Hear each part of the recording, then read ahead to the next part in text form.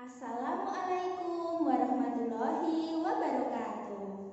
Anak-anakku yang solih dan solihah, bagaimana kabar kalian hari ini?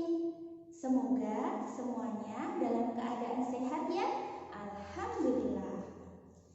Sebelum kita memulai pembelajaran pada hari ini, marilah kita berdoa bersama-sama terlebih dahulu.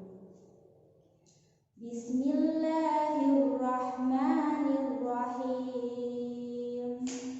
Rabbi zidni ilma warzuqni fahma. Ya Allah, tambahkanlah kepadaku ilmu dan berikanlah aku pemahaman yang baik. Amin. Anak-anakku yang soleh dan solihah, masih ingatkah kalian materi kita yang kemarin? Ya, betul. Kemarin kita sudah mempelajari materi mengenai zakat. Nah, kali ini kita akan mempelajari materi bab 5 tentang keteladanan Rasulullah SAW dan sahabatnya. Apa saja yang akan kita bahas hari ini? Yang akan kita bahas hari ini, yang pertama adalah kisah Nabi Muhammad SAW. Yang kedua, keteladanan Nabi Muhammad SAW. Dan yang ketiga, kepemimpinan sahabat Rasulullah, yaitu kepemimpinan Abu Bakar As-Siddiq. Anak-anakku yang solih-solihah, tahukah kalian siapa Nabi Muhammad itu? Nabi Muhammad adalah Nabi yang ke-25 atau Nabi yang terakhir yang diturunkan Allah Subhanahu wa Ta'ala untuk menyampaikan ajaran Islam kepada umat manusia. Beliau lahir di kota Mekah pada hari Senin tanggal 12 Rabiul Awal tahun Gajah atau 20 April 571 Masehi. Pada saat itu wilayah tersebut masih berada pada masa jahiliyah atau zaman kebodohan.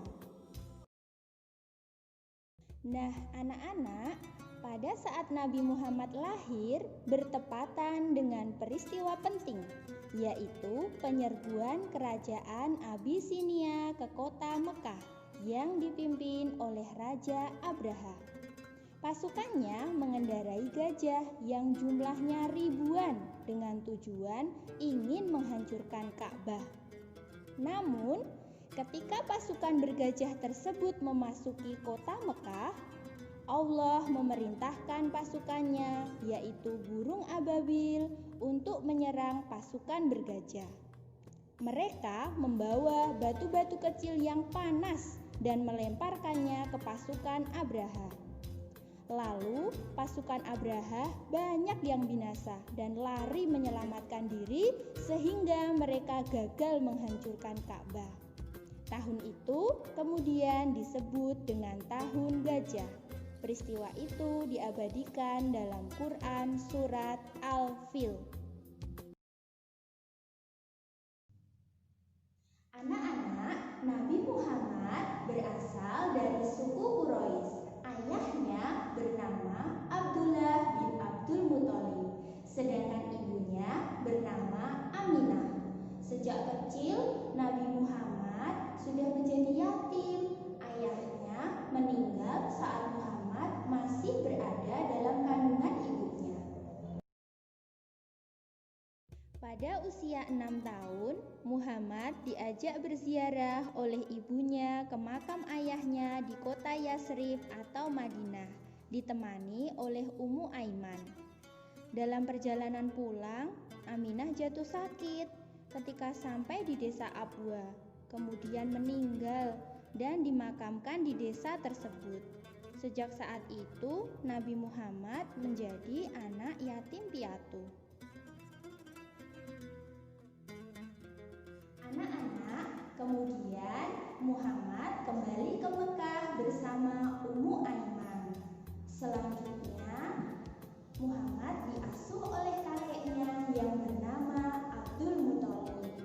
Tapi ketika Muhammad berusia 8 tahun, kakeknya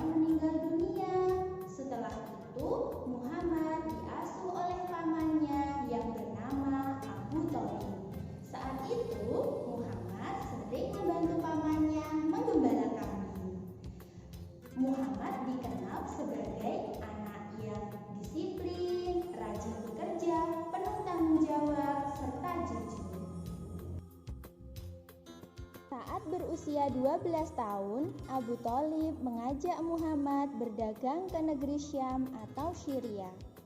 Di tengah perjalanan rombongan dagang, Abu Thalib bertemu pendeta Bukhairah. Pendeta itu melihat tanda-tanda kenabian pada diri Muhammad, sehingga ia menyarankan agar Abu Thalib segera kembali ke Mekah bersama Muhammad. Karena pendeta itu takut jika orang-orang Yahudi mengetahui kenabian Muhammad, mereka akan menganiaya bahkan membunuh Nabi Muhammad. Nah, selanjutnya Ibu akan bercerita mengenai kapan Muhammad diangkat menjadi Rasul. Ada yang tahu kapan Muhammad diangkat menjadi Rasul? Jadi, pada usia 25 tahun, Muhammad menikah dengan saudagar kaya di Mekah bernama Khadijah dan dikaruniai 7 orang anak. Pada tanggal 17 Ramadan tahun 13 sebelum Hijriah, Muhammad sedang menyepi di Gua Hira. Kemudian datanglah malaikat Jibril yang membawa wahyu Allah, yaitu surat Al-Alaq ayat 1-5. Dan sejak saat itulah beliau diangkat menjadi Rasul pada usia 40 tahun. Peristiwa itu diperingati umat Islam sebagai nuzulul Quran, yaitu waktu turunnya wahyu Al-Quran yang pertama kali. Setelah menerima wahyu yang pertama, Nabi Muhammad berdakwah secara sembunyi-sembunyi kepada keluarganya sendiri, lalu kemudian berdakwah secara terang-terangan ke penduduk kota Mekah. Anak-anakku yang soleh-solihah, selanjutnya kita akan mempelajari tentang keteladanan Nabi Muhammad SAW. Beliau adalah panutan kita, suri tauladan bagi kita umat Islam. Banyak sekali yang bisa kita teladani dari beliau. Di antaranya, yang pertama adalah sikap sabar dan tabah. Walau dakwahnya Nabi Muhammad ditentang oleh paman-pamannya sendiri, beliau selalu sabar dan tabah.